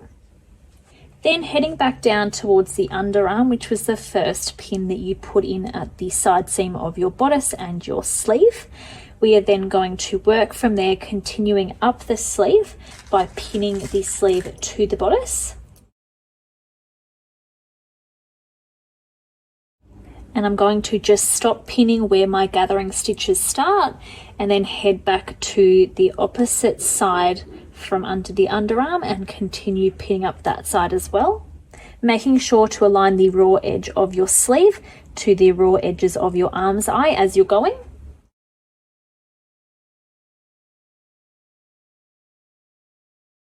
Then once you've worked up towards the shoulder and have stopped pinning at either ends of those gathering stitches, we are then going to just adjust the gathering stitches to fit in between those notches in the arm's eye and continue pinning there as well. So that is now one sleeve pinned into the arm's eye of our bodice. We are going to repeat those exact same steps for our second sleeve. So have our bodice facing the wrong way out, taking our sleeve and inserting that right sides out through the arm's eye, and then aligning the side seam of our sleeve to the side seam of our bodice, pinning that in place. Then find the center notch at the top of your sleeve and align and pin that to your shoulder seams on your bodice. Then working back from under the underarm, we are going to work up towards the shoulder by aligning the raw edge of our sleeve to the raw edge of our arm's eye and pin.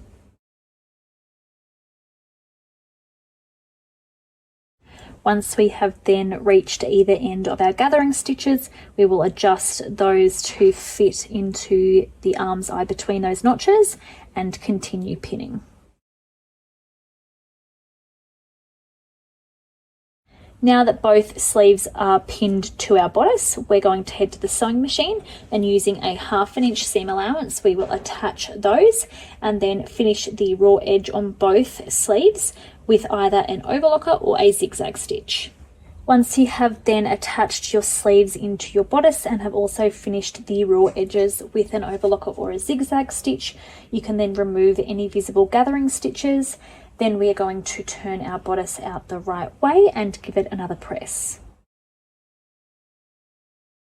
Next, we are going to attach the sleeve seam in place by stitching in the ditch along the shoulder seam here of our bodice, and that will then tack that shoulder seam up in place against our bodice. So I'm going to go ahead and do that, and then we'll come back to show you exactly what that looks like.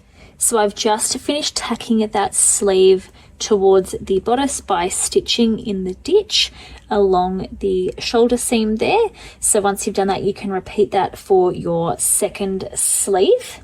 Then this next step is optional, but you can go ahead and baste your main and your lining fabrics together along the entire bottom raw edge of your bodice using a 1/4 inch seam allowance.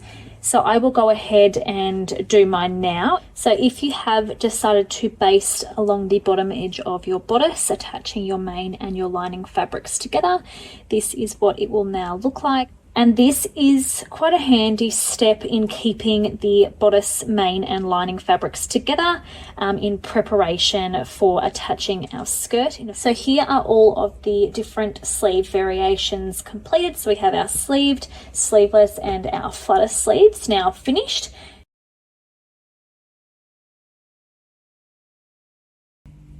Now to create our skirt, the following steps are going to be the same, whether you are sewing the simple skirt or the ruffled skirt. But just for the purposes of the tutorial, I am going to be making the skirt that I am planning to then turn into my ruffled skirt in the video. But whether you are making the simple skirt or the ruffled skirt, the next few steps will apply for both. So definitely join in now. So firstly, I have my back skirt piece here, right sides up. Now taking one of my front skirt pieces, right sides down, so our right sides of fabric are now together. I am aligning the short raw edge of one of my front pieces now to the back piece. So we are going to align those short raw edges and pin in place.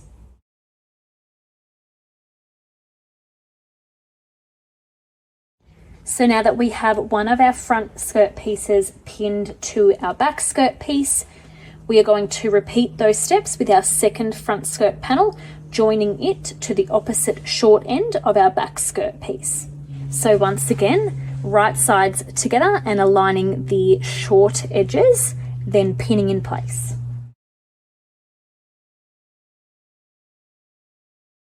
So now that we have both of our front skirt panels pinned to our back skirt, we are now going to sew those using a 1/2 inch seam allowance. This is also a great time to add any care and size labels into your garment as well. So I have just added mine, so then it is sewn into the side seam. Once we have then sewn both side seams, we are going to finish the raw edges off using either an overlocker or a zigzag stitch. So once you have attached your 2 front skirt panels to your back skirt panel, and then have also finished the raw edges with an overlocker or a zigzag stitch, you will now have one long continuous piece with your back piece in the middle with a front skirt piece attached to both ends. So now we are going to continue working on the ruffled skirt version by creating the ruffle. If you are making the simple skirt version and you aren't interested in watching the construction of the ruffle skirt, you can skip ahead straight to hemming the skirt using the timestamp on the screen now.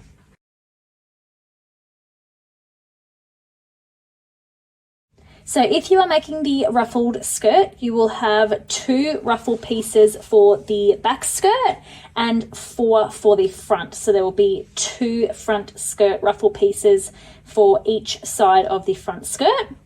So to begin with, we're going to be working with our back skirt ruffle pieces, which are the 2 longer rectangles of the 6 that we have cut.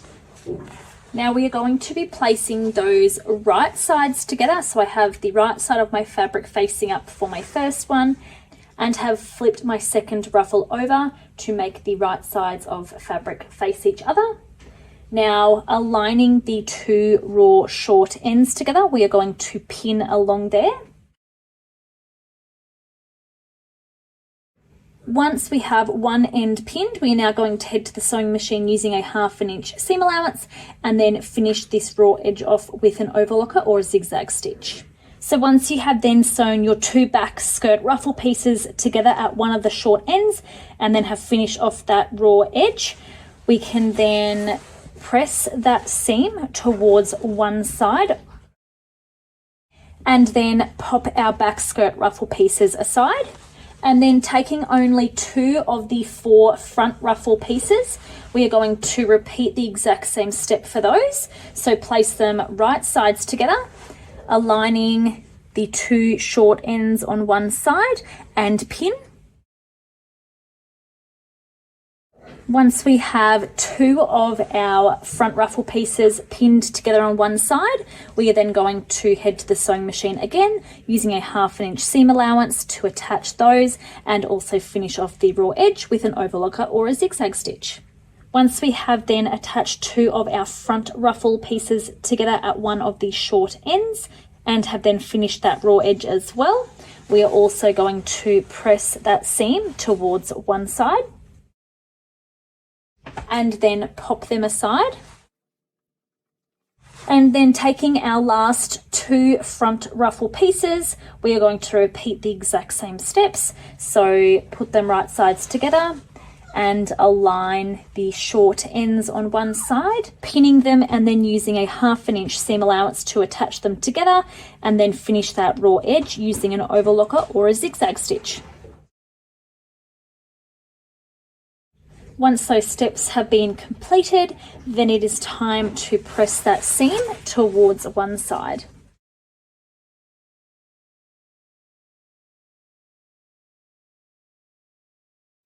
So now in total we have 2 sets of our front ruffle pieces and then 1 for the back of the skirt.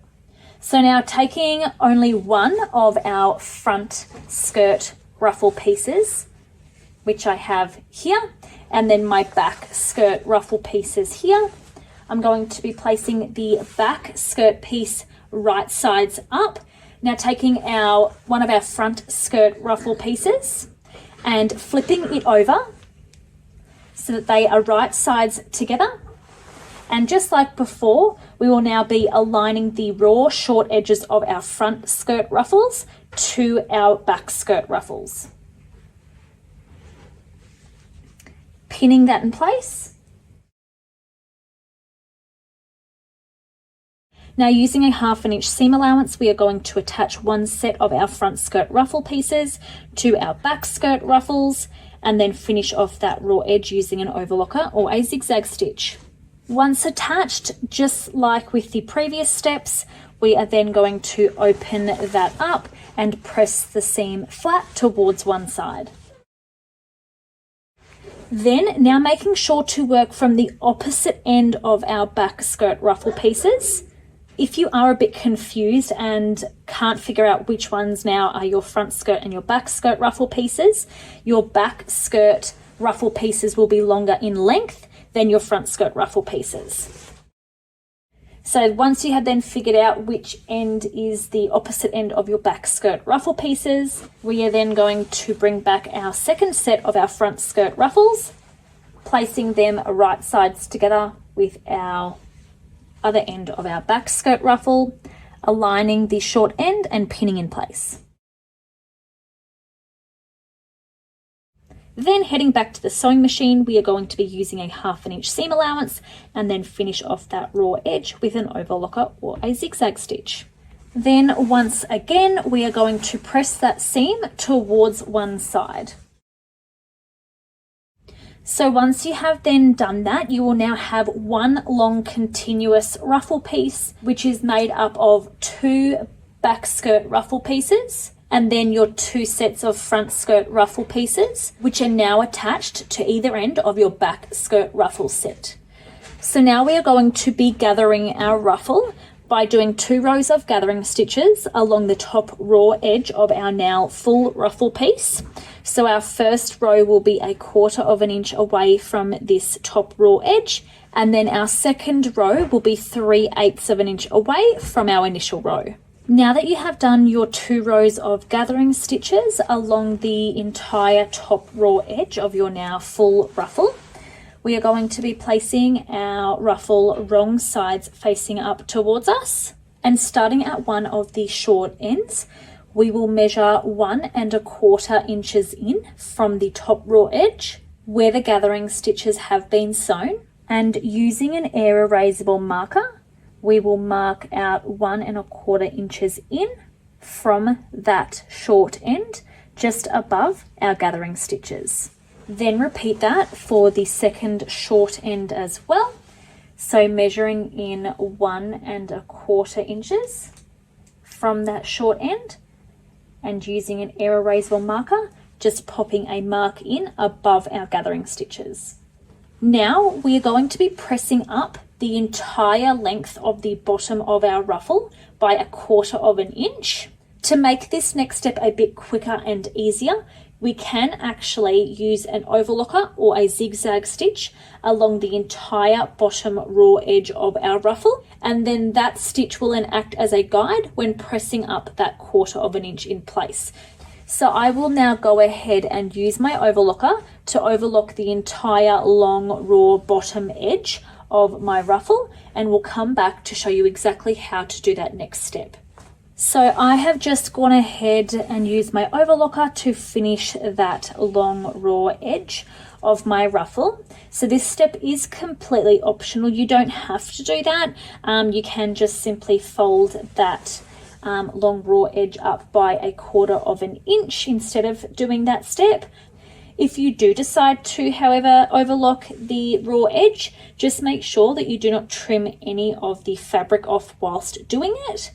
So as I mentioned, it's not necessary to complete this step, but if you do, it will now just work as a guide. So rather than having to measure up 1/4 inch and pressing the entire length of the ruffle, that overlocked edge will now work as a guide to simply just fold up and press along that overlocked edge. Either way, we are now going to be going ahead and pressing up 1/4 inch along the whole entire bottom edge of our ruffle.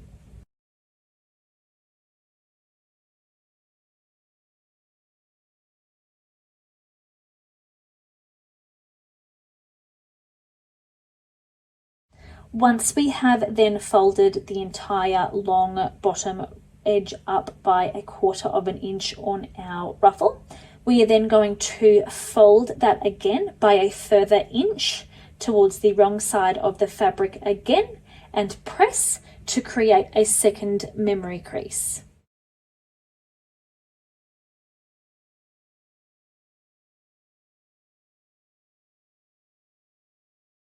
So once we have then finished pressing up 1/4 inch towards the wrong side of the fabric and then a further inch towards the wrong side of the fabric again, making 2 memory creases in our skirt ruffle piece, we are going to pop that aside and bring back our skirt pieces. So I have separated my front skirt pieces away from my back skirt piece, which is in the center here. Now we want to find the center of our back skirt piece. So by simply folding our back skirt piece in half, matching up our side seams, we will now find the center of our back skirt panel. So now using a air erasable marker or a pin, we just want to mark that center point along the bottom raw edge of our skirt. Then we're going to repeat that for both of our front skirt panels as well. So this is now one of my front skirt panels with the raw side edge here. So we are going to be aligning this raw edge with our side seam where our front skirt panel is attached to our back skirt panel. And once again, along the bottom raw edge of our skirt, we are going to mark that center point. And then repeat that for our second front skirt piece. So fold it in half, aligning the raw side edge with our side seam, and then along the bottom raw edge of our skirt we are going to mark that center point using an air erasable pen or a pin. So I've just flipped my skirt around, so this is now the bottom raw edge here where we have our center points that we just marked out. Now bringing back our ruffle piece that we have already added the gathering stitches to, and we already have added those memory creases in. We are now going to be gathering our ruffle to be the same width as the entire bottom edge of our skirt. So I'm going to go ahead and gather mine now.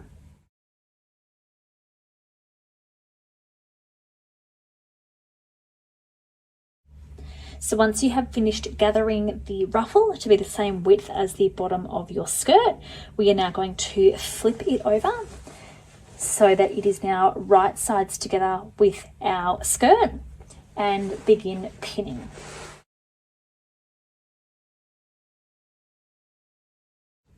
So I have just flipped my skirt around to work with it upside down. So this is the bottom raw edge of my skirt and this is my top edge of my skirt. So placing our ruffle right sides down, we are going to begin by aligning the short raw edge of our ruffle with the short raw edge of our front skirt piece and pinning that. Then we're going to find our first seam in our ruffle. So from the raw edge there, finding the first seam and aligning that with the center point of one of our front skirt panels that we marked out before.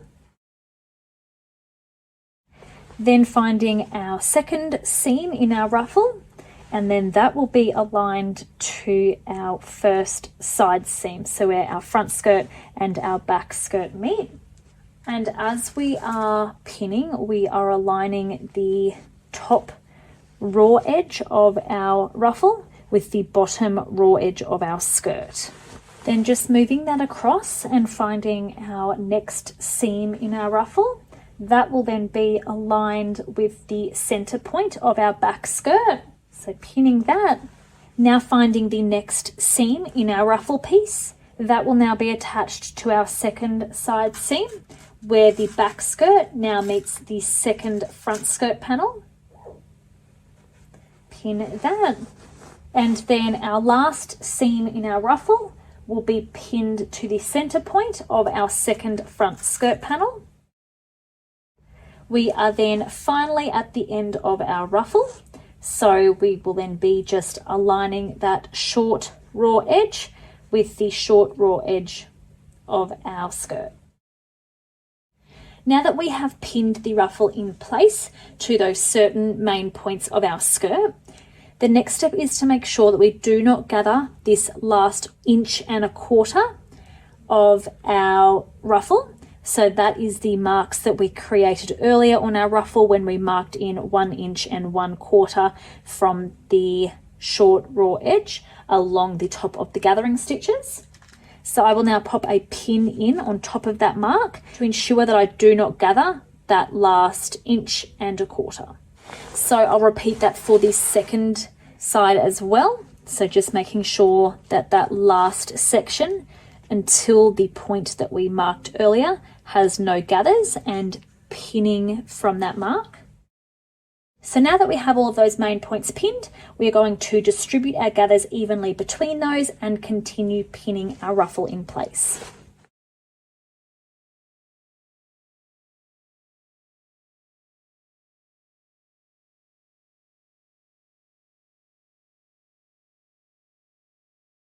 Once you have finished pinning the entire ruffle to the bottom raw edge of your skirt, we are then going to head to the sewing machine. Using a 1/2 inch seam allowance, we will now attach the ruffle to the skirt, and then once sewn, we can then finish the raw edge off using an overlocker or a zigzag stitch. So once you have attached your ruffle to the bottom raw edge of your skirt and have also finished the raw edge off using an overlocker or a zigzag stitch, you can then remove any of your visible gathering stitches. And once done, we are then going to flip our ruffle down away from our skirt and press that seam allowance that we just created up towards our skirt. Once we have then finished pressing the seam up towards our skirt main, we are going to head to the sewing machine using a 1/8 inch seam allowance to top stitch along the bottom edge of our skirt, which will then hold that seam allowance up in place. We are then going to prepare the 2 front skirt centers ready for the next step.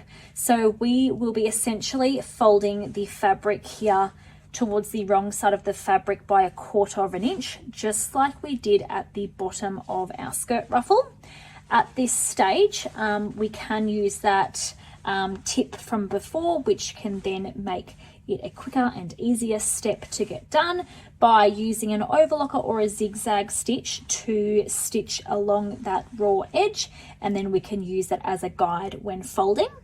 Just making sure that if you do decide to do that step of overlocking or adding a zigzag stitch along this raw edge, that you do also open up both of these memory folds when doing so.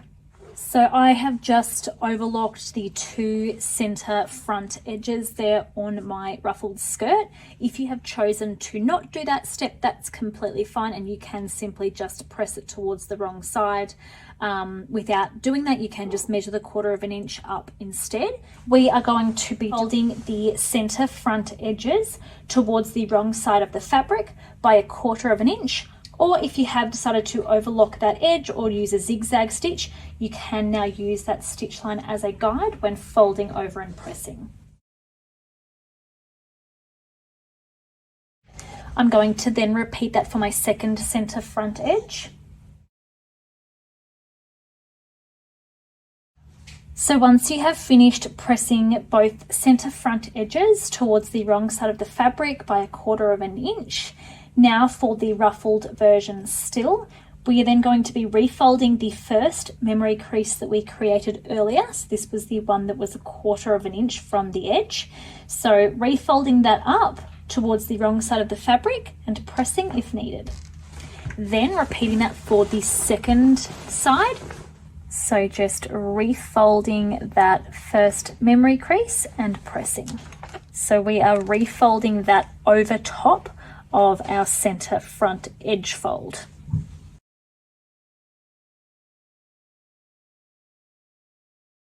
So for those of you who are following along and making the simple skirt, here are the first steps to follow to begin the hemming process of our simple skirt. So I have my skirt opened up here. This is my back skirt panel and my front skirt panel, and this is the bottom raw edge of my skirt. So we are going to begin by folding this long bottom raw edge up by 1/4 inch and pressing. At this stage though, a quick tip to make this step a lot quicker and easier to do is we can head to our overlocker or use a zigzag stitch along the entire bottom raw edge, and then we can use it as a guide when then folding our hem up, rather than actually having to measure 1/4 inch and press the entire length of our skirt. We are also needing to do that exact same process for our 2 center front edges. So these are the short ends of the front of our skirt panels. So they will also be folded 1/4 inch towards the wrong side of our fabric and pressed. So at this step, if you do proceed with the step of overlocking or using a zigzag stitch along the bottom raw edge, you can also do that here, and that can also help along this edge when folding and pressing over. So as I mentioned, it is optional to do that. You don't have to do the overlocking or zigzag stitch along those edges. You can just simply fold them by 1/4 inch and press. But if you do decide to do that step, you will now need to overlock or use a zigzag stitch along the entire bottom raw edge of your skirt, as well as your 2 center front edges. I will go ahead and do mine and we'll come back to show you exactly what that will look like if you do decide to go ahead with that step. So if you have decided to do that optional step of using an overlocker or a zigzag stitch along the entire bottom raw edge of your skirt, as well as your 2 center front edges, this is what it will now look like. This is one of my center front edges that I have chosen to do the optional step of overlocking to make this next step a bit quicker and easier. Now we are going to be pressing that towards the wrong side of our fabric by 1/4 inch, or if you have chosen to do that overlocked or zigzagged edge, you can now use those stitches as a guide when pressing. And then repeat that step for the second center front edge on the opposite side of our skirt. So fold that up towards the wrong side of the fabric by 1/4 inch and press. We are going to flip our skirt around and do the exact same step by pressing up 1/4 inch towards the wrong side of the fabric along the entire bottom edge of our skirt. So I have obviously overlocked mine, so I'm just going to use that stitch line as a guide when folding over. If you haven't, that's completely fine, and you can just now press up by 1/4 inch.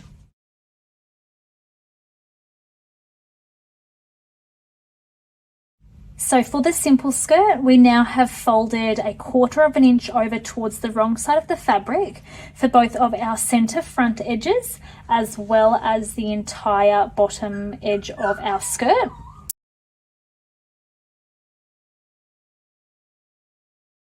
Now this next step is going to be the exact same, whether you are making the simple or the ruffled skirt. So I'm just using the ruffled skirt version, but I will bring back the simple skirt and show it on that as well. So I now have the right side of my fabric facing up. And if you are doing the ruffled version, make sure to have your second memory crease opened up, so that's not folded at the moment. Now we are going to be taking our center front edges that have already been folded over by 1/4 inch towards the wrong side of the fabric. We are now going to be folding those the opposite way towards the right side of the fabric, so right sides of our fabrics are touching, by a further 1 inch, making sure that the 1/4 inch that is already folded remains folded when pressing. So we are now going to press that a further 1 inch.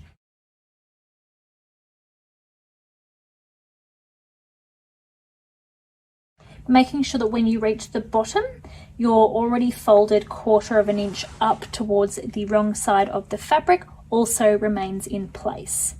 Now we are going to repeat that for the second center front edge. So I'm working with the right side of my fabric facing up, and then taking the already folded center front edge. We're going to be folding it now the opposite way, 1 inch towards the right side of our fabric and pressing.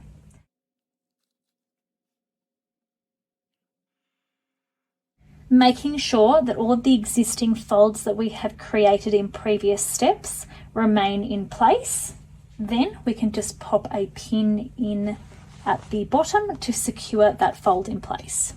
So we now have both of our center front edges folded towards the wrong side of the fabric by 1/4 inch, and then refolded a second time towards the right side of the fabric by 1 inch. And I have popped a pin in to secure those folds in place. Then, starting on one side of the skirt, we are going to measure up 1 inch from the bottom folded edge across this folded center front section.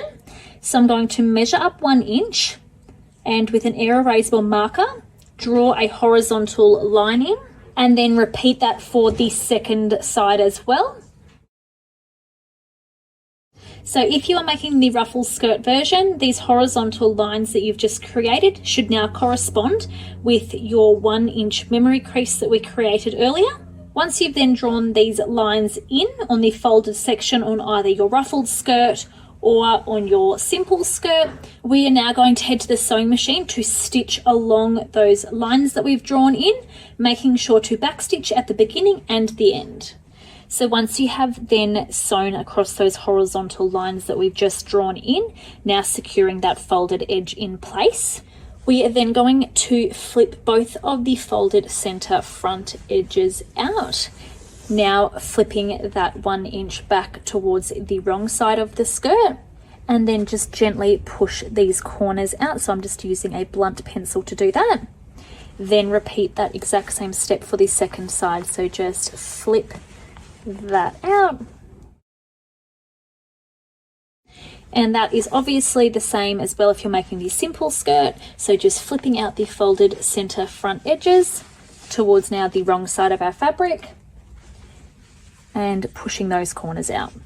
Now you will notice by doing that, it will now automatically flip the bottom edge of our skirt up by 1 inch. So we are now going to fold the bottom hem up towards the wrong side of the fabric and just continue that 1 inch hem from the corner. If you are making the ruffled skirt version, you will already have that memory crease that we created earlier at the 1 inch mark, so you can just repress that in. Then we are also going to press our center front edges also towards the wrong side of the fabric by 1 inch as well.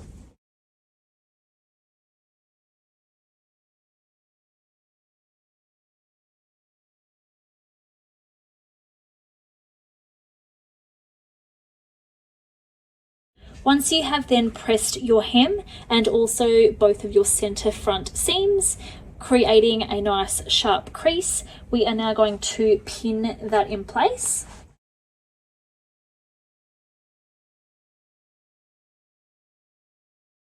So if you are making the ruffled skirt version, it is just a matter of now refolding that memory crease that we created earlier and just pressing back in place and pinning.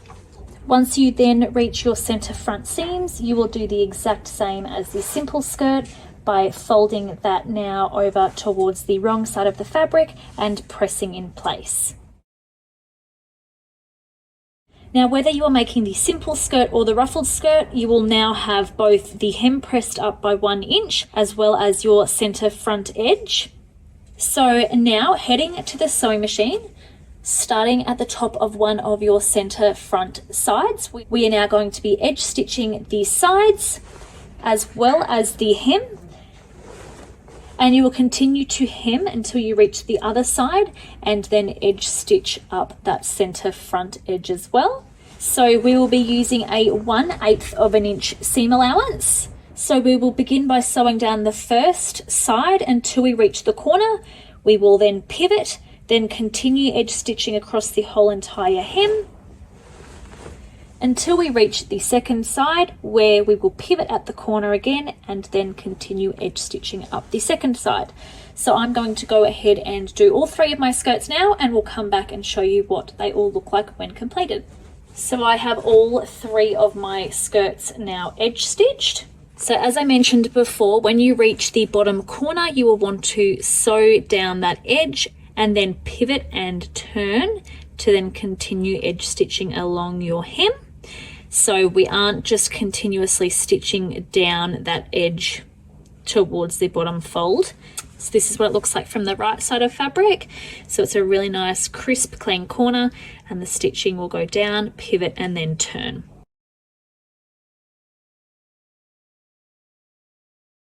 Now we will be completing our Yarrow dresses by gathering and attaching our skirts to our completed bodices.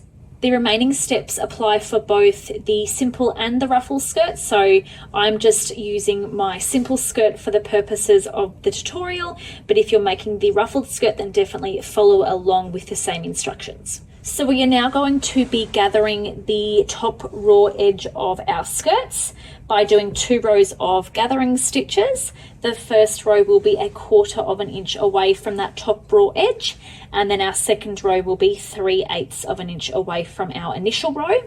So we will be gathering the whole entire top edge from one of our center fronts all the way around to the opposite side. So the gathering stitches will begin and end from our stitch line at our center front edges.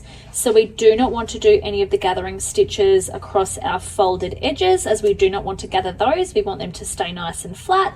So just starting from the stitch line where we have edge stitched all the way around to the second center front as well, making sure that we do not gather that folded area on the opposite side as well. Once we have then sewn our 2 rows of gathering stitches along the entire top raw edge, we are then going to find the center back point of our back skirt piece by folding our skirt piece over in half, matching our side seams where our front skirt pieces meet our back skirt. And then along the top raw edge, now using a pin or an air erasable marker, we are going to create a mark at the center point of our back skirt. So I've just brought my bodice back and I have opened it so that the front bodices are separated from the back.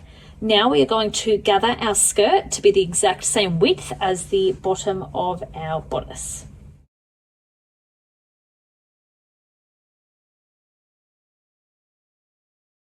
Once you have then finished gathering your skirt to be the exact same width as the bottom of your bodice, we are quickly going to take our bodice and fold our back bodice in half to match the side seams of our bodice up together.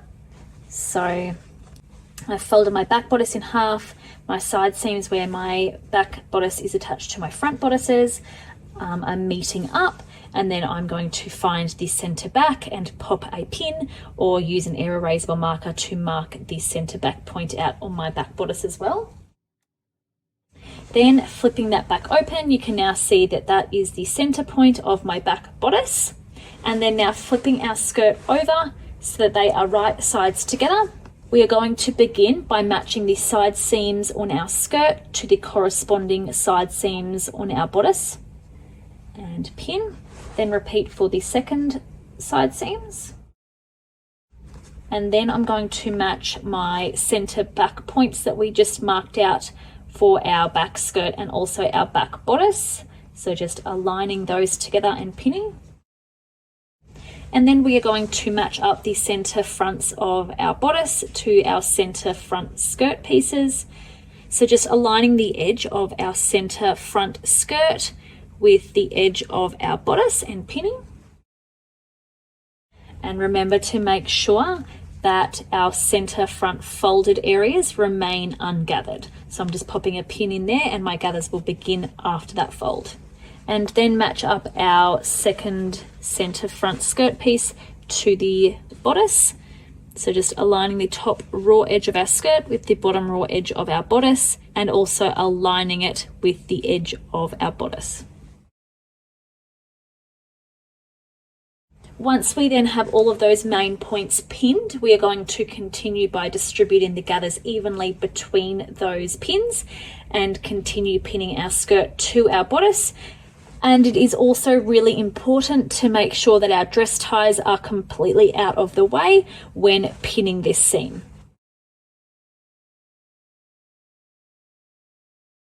Once pinned, we are now going to head to the sewing machine using a 1/2 inch seam allowance to now attach our skirt to our bodice. And then we will finish that raw edge using an overlocker or a zigzag stitch.